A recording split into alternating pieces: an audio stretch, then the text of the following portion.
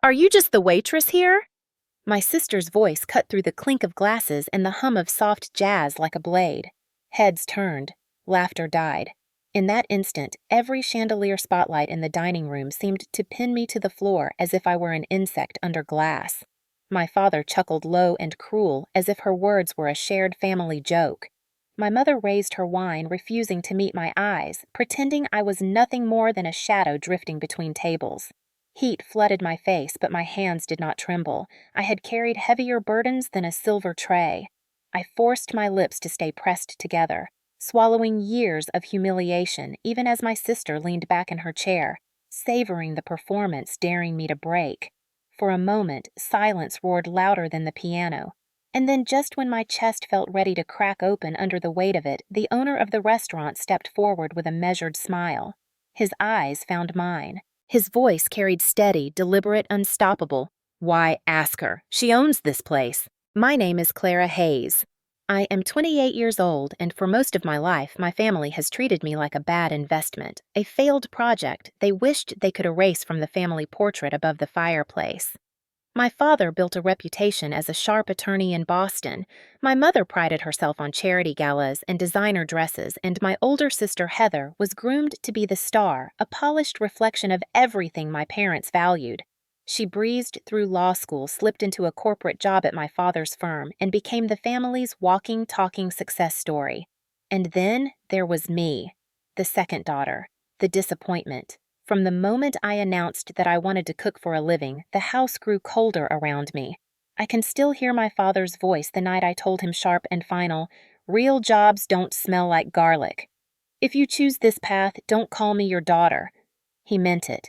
Birthdays went unacknowledged. My graduation from culinary school was ignored. When I burned my hand on a fryer and spent 2 nights in the ER, no one visited. Heather once told me with a smirk, "At least your scars match your choices." The words stung deeper than the blisters. Yet the kitchen was the only place where I could breathe. I found freedom in the rhythm of knives on the board, the sizzle of onions hitting hot oil, the quiet alchemy of turning scraps into something beautiful. I worked in cramped diners where the grease clung to my clothes, in food trucks where the rain poured through the roof, in hotel kitchens where chefs cursed in 3 languages. I took every shift offered, slept on borrowed couches, and learned to keep my head down. Slowly, I carved out a place for myself in a world that had no patience for excuses. The scars on my hands became badges. The exhaustion in my bones became proof that I was building something my family could never take credit for. People ask how I managed to open a restaurant in downtown Boston at 28. The truth is simple sacrifice. I saved every dollar from tips, skipped vacations, lived off ramen and instant coffee, and said yes to every opportunity. Then came Laurent, a French chef with a sharp eye and sharper temper. He saw me working a hotel banquet one night, noticed that I did not flinch under pressure, and pulled me aside. "You are stubborn," he said, his accent heavy, but stubbornness can build empires. "Come, work with me." Under his mentorship, I learned refinement sauces that required patience plating, that demanded precision, the discipline of a soldier, and the pride of an artist. When Laurent decided to invest in a new restaurant, he offered me something I had never been given: trust. Together, we built Maison Hayes, a name that carried both his legacy and mine. For the first time, my name stood for something other than failure. Still, I avoided telling my family. It was not fear, it was a choice. They had earned no place at my table. For years, they acted as though I did not exist, and I returned the favor. Until the night of Heather's engagement dinner. I had been warned by a mutual acquaintance the party had been booked at Maison Hayes, my restaurant, without anyone realizing who stood behind its doors. Fate has a cruel sense of humor. My instinct was to cancel the reservation, but Laurent insisted. "No, you must see them face to face. Let them choke on the truth when it is served." So I agreed. That night, as I slipped into my black uniform and tied the apron around my waist, I told myself I would remain calm. They could not hurt me anymore. But when I stepped into that dining room and saw my father's laugh lines deepen as he toasted Heather, when I saw my mother's diamonds glint under the chandeliers, when I heard my sister brag about her new promotion, it all came rushing back. Every slammed door, every insult, every Christmas morning spent alone. And when Heather's eyes found me, when her voice rose above the music with that single poisonous question, Are you just the waitress here? I felt the years collapse into one suffocating moment. I had thought I was ready. I was not. But destiny had its own script, and the next act was already in motion. The wine kept flowing as if the humiliation had been just another appetizer. Heather's fiancé, a polished man with perfect teeth and a handshake too firm, glanced at me with mild discomfort, but he said nothing.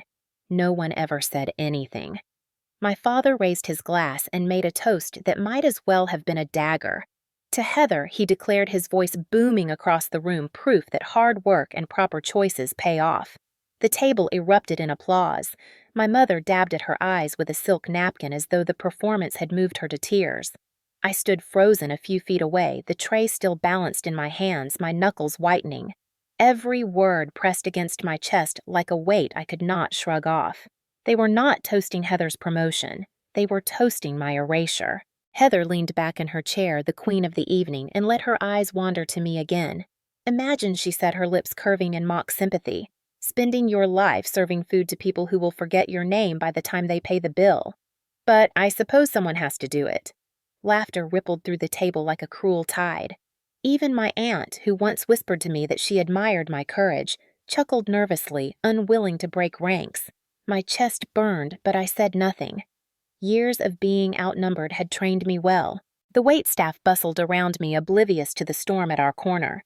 Plates of lamb with rosemary juice slid onto the table, glasses were refilled. Heather sniffed at the dish as if the aroma itself offended her. Too rich, she complained, turning to her fiancé. I told you French food is pretentious. He laughed politely, though his eyes flicked toward me with a trace of unease. My father cut into his lamb and hummed in approval, then added, Still, I hope the chef knows his place. Food is food, not art. The law builds nations. The kitchen feeds stomachs. He said it like scripture, like he had rehearsed it for this very moment. My mother nodded her diamonds, catching the light. I wanted to scream. I wanted to throw the tray across the table and watch the wine stain their designer clothes, but I swallowed the urge.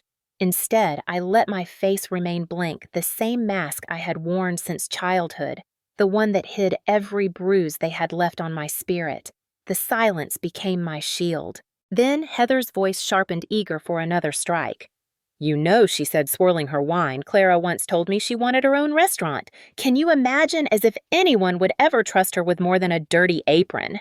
The table laughed again. My father leaned closer to Heather, proud of her cruelty, and said, Dreams are fine for children. Adults make choices that matter. My mother raised her glass once more. To choices she chimed, and the chorus followed. Something shifted inside me then. The old pain was still there, but layered on top was something stronger still. I glanced across the room and caught Laurent's eye. He stood by the bar watching. He gave me the smallest nod, almost imperceptible, as if to say, Hold steady. Your moment is coming.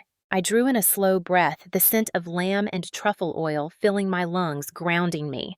The humiliation was fire, yes, but fire also forges. Let them laugh. Let them toast. They did not know they were seated in a palace I had built from ashes. They did not know that every bite they swallowed was seasoned with my sweat, my sacrifice, my name. When Heather raised her glass again and smirked, I almost smiled back. She thought she had won. But the night was not over and the bill had not yet been served. The clinking of silverware softened as the room adjusted to a sudden shift in energy. From behind the bar, Laurent strode toward our table with the quiet authority of a man who knew every eye in the room belonged to him the moment he chose to claim it. His crisp white jacket was spotless, his posture regal, and though his expression carried only the faintest smile, I recognized it instantly. It was the smile he wore before delivering a final, undeniable truth. The chatter at nearby tables died down, curiosity tilting heads in our direction. Good evening, Laurent, said, his French accent curling around each syllable. I trust you are enjoying your meal. Heather gave a little laugh, dripping with condescension. It's fine, a bit heavy-handed though. I suppose chefs in places like this get carried away. She gestured dismissively toward me as if I were an afterthought. Still, it's cute that my sister gets to play waitress in such an establishment. My father chuckled at her performance, and my mother offered a tight smile, waiting for Laurent to agree with their version of reality. But he didn't. Instead, Laurent turned his gaze directly on me. "Why ask her such a question?" he said calmly, his voice carrying across the hushed dining room. "She is not just the waitress here, she is the owner." The words struck the air like a thunderclap. A ripple of murmurs ran through the guests seated nearby. I saw forks freeze halfway to mouths, wine glasses paused in trembling hands. My sister's laugh faltered, her face paling as though the foundation beneath her had cracked open. My father's hand mid-gesture with his knife stiffened before lowering with a clatter against the plate. My mother blinked, her lips parting as if to protest, but no sound came. I stood motionless, every muscle in my body vibrating with a mixture of fear and triumph. After years of silence, after being treated as a shadow, I was finally visible. Not because I had raised my voice, but because truth had walked in and spoken for me. Heather recovered first, her cheeks burning crimson. "Owner," she scoffed, forcing a laugh. "That's ridiculous. Clara couldn't possibly run something like this." She glanced around the table, searching for allies, but found only wide eyes and shifting gazes. Laurent's smile widened just enough to reveal a flicker of steel. "I assure you, mademoiselle, it is no joke.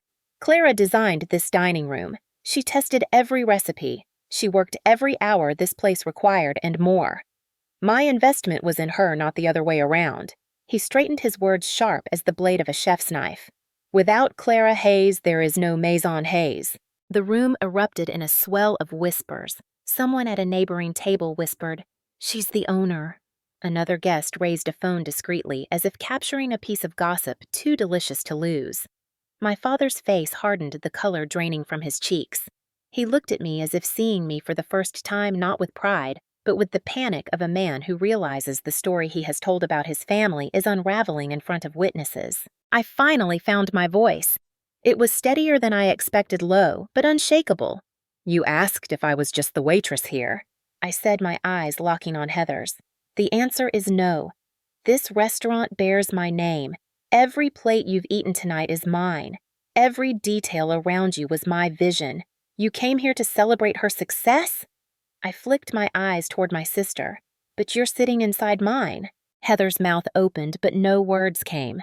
My father pushed his chair back, the legs screeching against the polished floor, his jaw tight with fury he could not unleash without confirming his shame.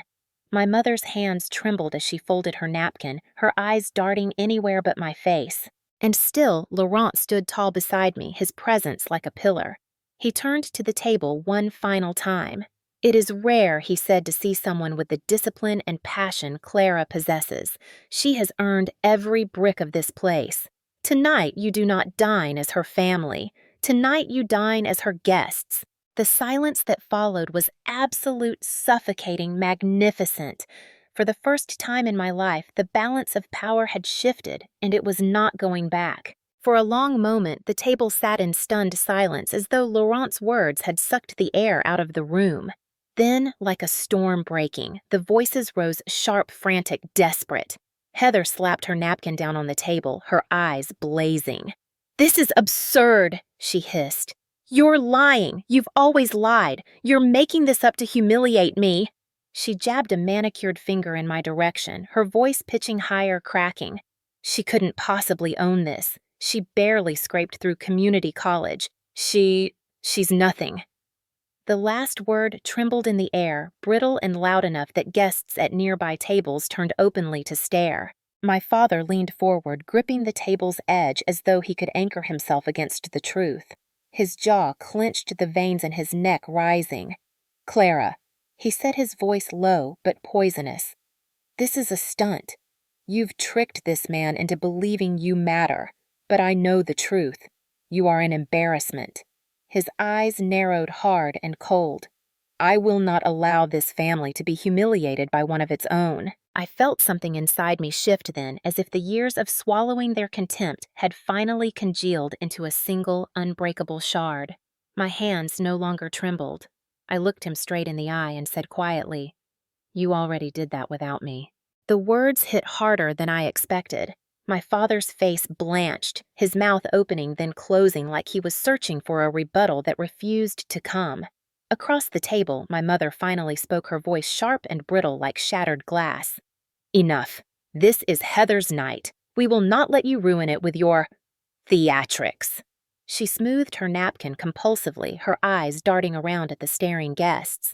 You always did love to make scenes. Laurent stepped closer, his calm presence a counterweight to their fury. Madame, he said politely but firmly, this is not theatrics. This is fact. Clara is not an actress. She is a builder. You sit here tonight because of her work. If you cannot acknowledge it, that is your failing, not hers. Heather's fiancé cleared his throat awkwardly, his eyes shifting between the table and the growing audience around us.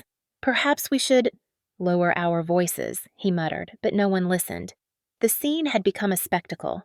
Heather shoved her chair back and stood, her voice trembling with rage. This is pathetic, she spat. Clara wants us to clap for her scraps. A restaurant. Really, I am marrying into real success, real money, not this circus. She gestured at the dining room, but the gesture backfired. The chandeliers gleamed above us, the food glistened under the lights, the murmurs of admiration from other guests filled the silence she left. It was my empire she insulted, and everyone knew it. I rose too, setting the tray down deliberately, my voice steady. Call it scraps if you like, but those scraps built this. While you were handed your promotions and applauded for existing, I was working doubles, saving pennies, burning my hands raw. Every inch of this place is proof that I survived you. The words hung heavy, more cutting than any scream. My father shifted uncomfortably. My mother pressed her lips tight. Heather's face reddened, but no clever retort came. For once, the weapon of her tongue failed her. Around us, diners leaned in whispering. Phones glowed faintly as a few captured the scene. There would be no undoing it, no silencing what had been said. My family's cruelty, once private, was now a public record in the eyes of strangers. Heather collapsed back into her chair, muttering, "This isn't over." My father reached for his glass and drained it in one swallow, his hand shaking slightly. My mother turned her gaze to her plate as though the lamb might rescue her from the humiliation. But I stood straighter than ever. For the first time in my life, I wasn't the quiet one absorbing blows. I was the storm, and they were the ones drowning in it. The waiters moved in quietly as if sensing the weight of the moment and began clearing plates. Dessert menus were handed out with polite efficiency, the atmosphere of the dining room straining between tension and curiosity. Conversations at other tables buzzed faintly, but most eyes kept sliding back toward us. My family, once the picture of polished authority, now looked cornered and small under the soft glow of chandeliers. Heather's fiancé tried to salvage dignity. He raised his glass half-heartedly, muttered something about new beginnings, but his words fell flat. Even he seemed eager to escape. When the final course was finished, Laurent gave a small nod to a waiter and a leather folder was placed gently in front of Heather. She frowned. "What's this?" "The bill, madam," the waiter replied with impeccable courtesy. Heather smirked, eager to reassert control. "Of course. Dad's got it." She pushed the folder toward my father as though flicking away a crumb. My father opened it casually, then froze. His eyes darted back and forth across the page. The color drained from his face. My mother leaned in to look, her hand flying to her mouth. Heather, impatient, snatched the folder from his hands and glanced down. Her smirk evaporated. "What is this?" she demanded, her voice rising. $5,000 for dinner." Laurent's tone was calm but unyielding. "Maison Hayes serves only the finest. You selected our premier wine pairings, the caviar starter, the truffle course. The bill is accurate." Heather laughed high-pitched and brittle. "This is robbery." I stepped forward, my voice carrying steady and clear. "It's value. You walked in here assuming you were above it. You mocked every dish, but you enjoyed every bite. That's the price of luxury. That's the cost of excellence." My father slammed the folder shut, his jaw tightening. "I will not pay this. It's extortion." Laurent folded his arms, his expression unreadable. "Then I am afraid you cannot leave until the bill is settled. That is our policy for everyone, even family." The words hit them harder than any slap. My mother's face reddened as she glanced around, realizing half the dining room was watching. Phones angled discreetly recording. Heather hissed under her breath. "You set this up." I tilted my head, allowing a small smile. "I didn't set the prices. I just built the place where you chose to spend your evening." Heather's fiancé cleared his throat, flustered. "I can cover part of it," he mumbled, fumbling for his wallet, but Heather yanked his arm down, pride outweighing sense. "No, we don't pay her," she snapped. "We don't feed her ego." But pride had consequences. The longer they argued, the more obvious it became. They couldn't cover it. My father's firm had been struggling whispers of debt trailing him for months. My mother's charity facade bled money faster than it raised. Heather, despite her sharp suits and flashy Instagram, lived on credit she couldn't sustain. The silence that followed was deafening. Finally, I spoke my words slow, deliberate, leaving no escape. You wanted to laugh at me tonight. You wanted me small. Instead, you sit here unable to pay for the meal I created. Tell me who should be embarrassed now. Heather's face twisted, but she said nothing. My father stared at the table, rigid, his authority crumbling. My mother dabbed furiously at invisible crumbs, her diamond bracelet trembling. Laurent placed a hand on my shoulder, anchoring me. It is fine, he said to the waiter. We will resolve it later. Tonight's lesson has already been served. The guests around us, emboldened, began clapping softly. A ripple of applause spread through the room, not loud, not mocking, but approving, supportive. For once in my life, strangers stood with me where my family never had. I didn't need their money. I had already taken back everything they had stolen: my dignity, my power, my voice. When the bill was quietly whisked away and the applause subsided, the illusion of control my family clung to cracked beyond repair. The room began to buzz again, but the focus never left us. Heather stood abruptly, her chair scraping against the floor, her fiancé scrambling to follow. "We're leaving," she snapped, tugging at his sleeve. She shot me a look filled with venom, the kind reserved for enemies, not sisters. "You think this makes you better than me? Owning a restaurant doesn't erase who you really are. A mistake, an accident we've all had to live with." Her voice shook with fury, but beneath it I heard the tremor of fear. She had lost the one thing she prized above all: control of the narrative. My father rose slower, shoulders rigid, his face pale and hard. He leaned close enough that only I could hear. "You humiliated me tonight. You humiliated this family. Do not expect forgiveness." His words were a blade meant to cut, but they slid off me like water. For the first time, his threats felt small. My mother was the last to rise. She adjusted her shawl, eyes avoiding mine, but as she passed, she paused just long enough to whisper, "This is why we never trusted you. You always find a way to disgrace us." Her perfume lingered cloying as she swept past. They moved quickly toward the exit, Heather in front, her fiancé trailing behind with an apologetic glance he dared not make too obvious. My father's jaw was set. My mother's chin lifted, but their posture betrayed them.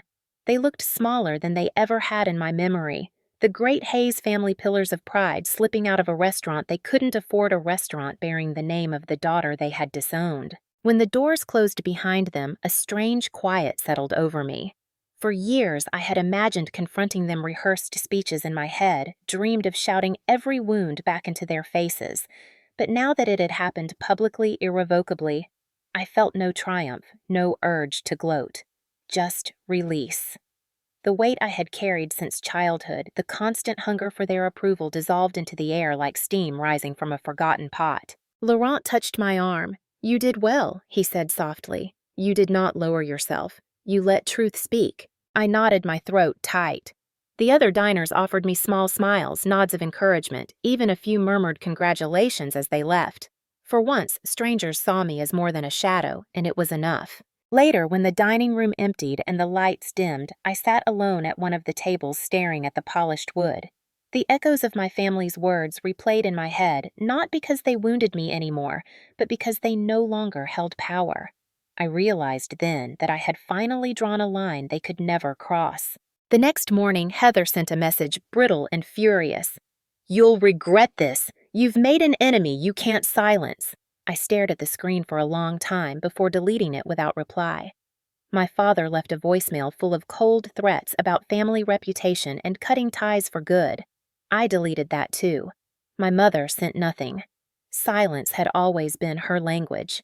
And me, I walked back into Maison Hayes that evening, tied on my apron, and began again. The clatter of pans, the hiss of oil, the hum of voices in the dining room. It was my orchestra, my world. For the first time, I understood that I no longer lived in their shadow. They lived in mine. The next few days passed like a strange dream, equal parts quiet and thunderous. In the kitchen, life resumed its rhythm. Pans clattered, knives struck cutting boards. Steam curled against the copper pots, but beyond the kitchen doors, whispers traveled faster than any dish we served. Boston had a way of carrying stories, and this one about a lawyer's golden family being humbled in a restaurant they couldn't afford spread like fire along dry timber. On Monday morning, a regular guest leaned over the hostess stand and murmured, "I heard you had quite the family dinner the other night."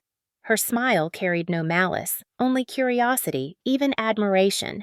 On Tuesday, a food critic arrived earlier than expected, her notebook already open. Her first question sharp, "Is it true Maison Hayes is family-owned?" By Wednesday, a columnist in the Boston Globe ran a piece titled "The Hidden Chef Who Stole the Spotlight," praising the grit of a young woman who rose from grease-stained kitchens to build a temple of fine dining. The phones began to ring with new reservations, the wait list swelling like a tide. Meanwhile, silence stretched from my family.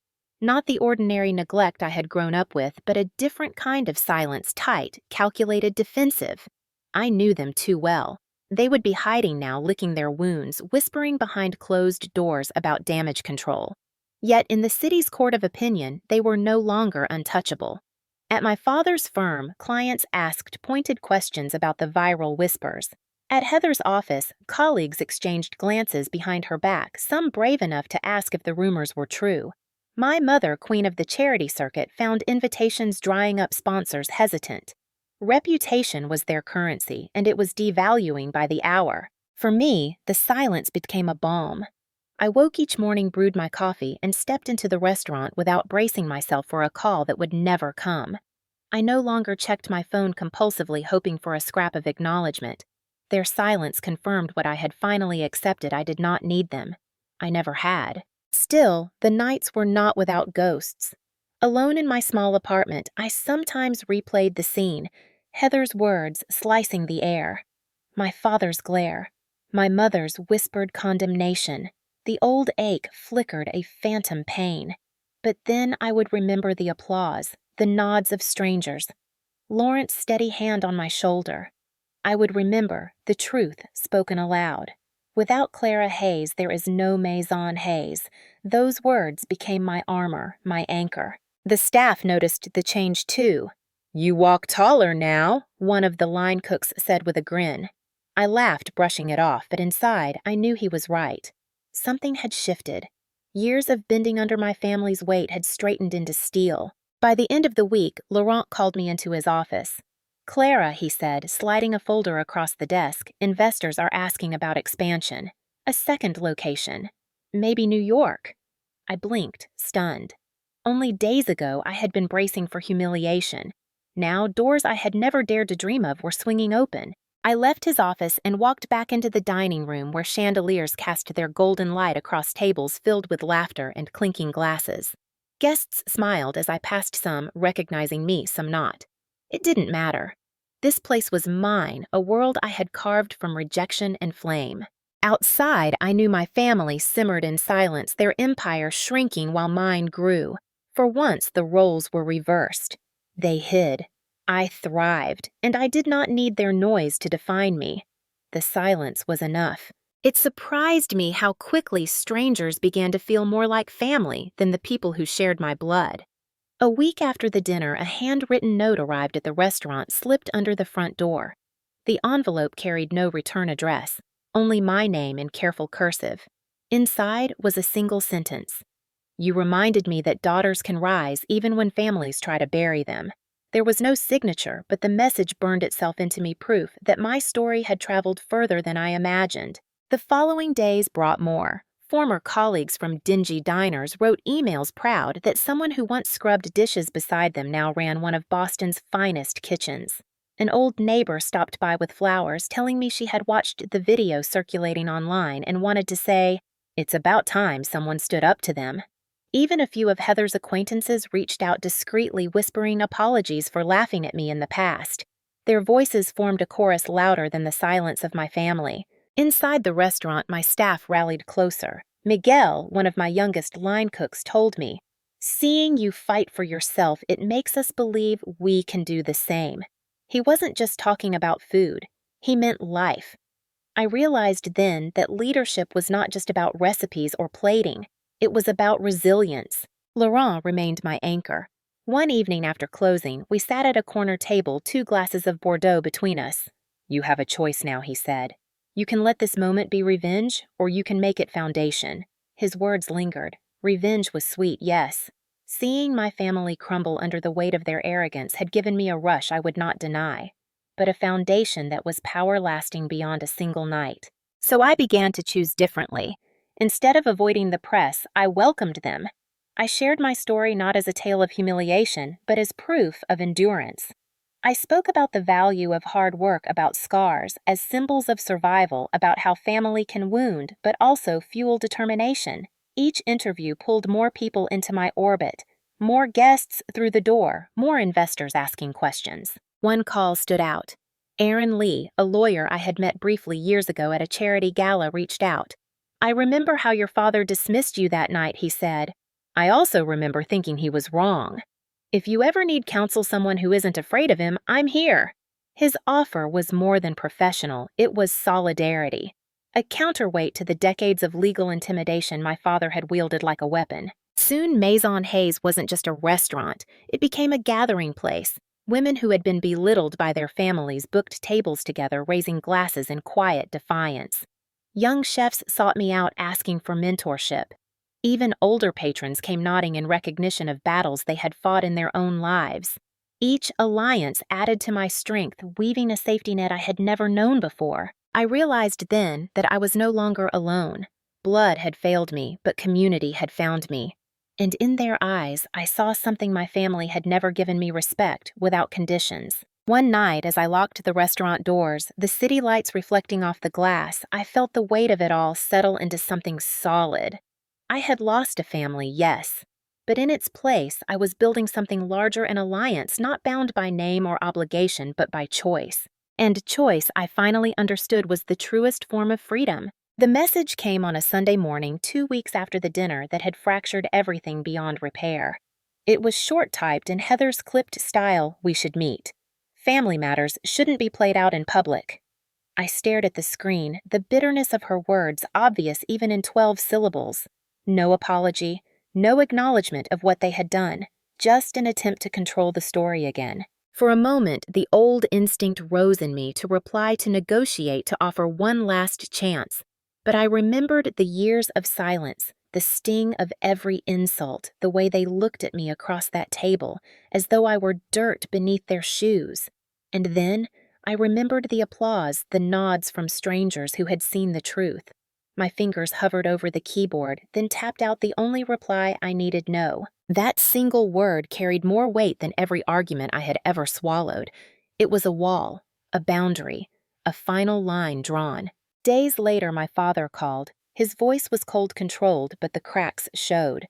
"If you keep feeding these stories to the press, you'll regret it," he warned. "Our name has value. You're dragging it through the mud." I almost laughed. "Your name means nothing here," I said calmly.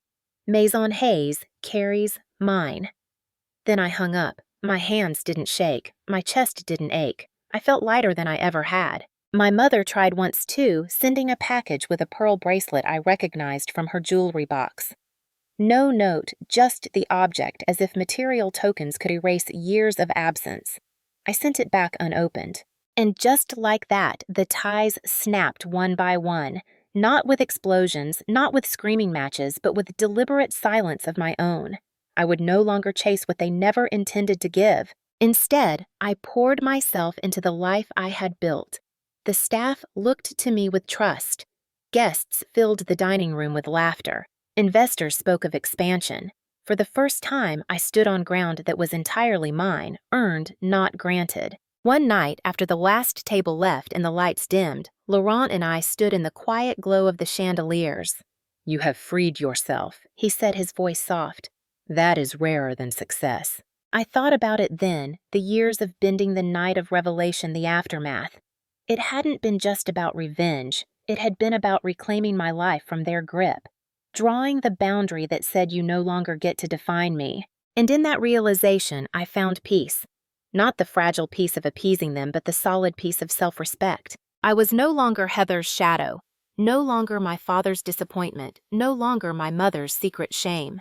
I was Clara Hayes, owner of Maison Hayes, and I owed them nothing. Months have passed since that night, but its echoes still ripple through my life. Some evenings, when the dining room has emptied and I walk the quiet aisles between polished tables, I think about how easily the story could have been different, how close I came to letting their voices break me for good. I see the younger version of myself, the girl scrubbing pans until her knuckles bled, the girl waiting by the phone on birthdays for calls that never came, the girl hiding her report cards because praise never arrived. She feels like a ghost now, one I carry not with shame, but with tenderness. She kept me alive long enough to step into my own light. The restaurant thrives. Maison Hayes is no longer just a name above the door, it is a beacon. We've begun planning a second location, something I once thought impossible. Investors want to attach themselves to the story of resilience, but I remind them daily this place was not built for them. It was built for every person who has been told you're not enough, for every daughter dismissed, every son overlooked, every dream reduced to a punchline. The applause that night did not just vindicate me, it gave voice to thousands of untold stories. My family remained silent, retreating further into the shadows of their own pride. I hear whispers now and then, Heather struggling at work, my father avoiding certain clients, my mother rarely appearing at galas. But I no longer crave updates. Their lives are no longer my compass. Their downfall, if it comes, will not be my victory. My victory was learning that I never needed their validation to exist. Sometimes guests ask me, "Do you miss them? Do you want reconciliation?" I smile gently and say, "I wish them peace." But I have found mine, because peace does not come from being invited back into their circle. It comes from building my own, and I have. My staff has become a family of choice people who stand shoulder to shoulder with me through the rush of service and the calm of cleanup. My guests, loyal and new, remind me that value is measured not by pedigree, but by passion. Strangers who send notes, neighbors who stop to shake my hand, young chefs who ask for mentorship, all of them prove that family can be chosen, created, nurtured beyond blood. If I have learned anything, it is, this dignity is not a gift handed down by others. It is forged in the fire of refusal, refusal to be silenced, refusal to accept less than respect, refusal to bow to those who confuse control with love. So if you listening now have ever been told you don't belong, that your work is worthless, that your dreams are foolish, remember my story. Remember the girl called just a waitress. Remember how she stood in the very place she built and let the truth speak louder than every insult. Family can fail you. Blood can betray you. But your worth is yours to define. And sometimes the sweetest justice is not revenge at all.